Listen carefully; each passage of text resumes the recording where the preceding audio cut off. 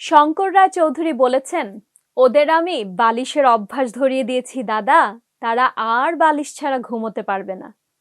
বহু সম্ভাবনার, তারুণ্যের, আশার রাজনৈতিক সংগঠন এনসিপি অঙ্কুরেই বিনাশ হলো। তারা এখন রাজনীতির ট্রফি, সুবিধাবাদের সাইনবোর্ড।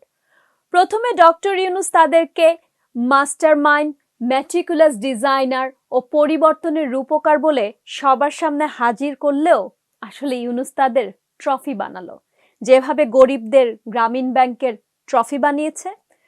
সুদি মহাজন তার আখের গুছিয়ে নিয়েছে, আর এখন খাওয়া শেষ। তারা এখন জামাতের রাজনীতির ট্রফি হয়ে গেছে। জামাত এখন হাতে গোনা কটা আসন দিয়ে তাদেরকে পানির দামে কিনলো। তারা তো নেতা হতে আসেনি, এমপিও হতে আসেনি, এসেছিল চাকুরির অধিকার চাইতে, বৈষম্য দূর করতে, কোটা প্রথা বিলুপ্ত করতে।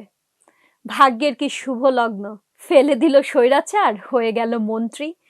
ক্ষমতা, গাড়ি, বাড়ি, সম্মান, কে আর পেছনে তাকায়?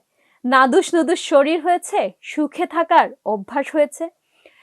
আবার অথর্ব এক বীর বিক্রম অলি আহমেদ, ভুয়া মুক্তিযোদ্ধা মেজর আক্তার, তারাও এখন জামাতের রাজনীতির ট্রফি।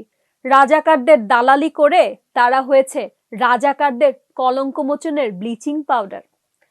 হুমায়ুন আজাদ ঠিকই বলেছেন, একবার রাজাকার মানে চিরকাল রাজাকার, কিন্তু একবার মুক্তিযোদ্ধা মানে চিরকাল মুক্তিযোদ্ধা নয়।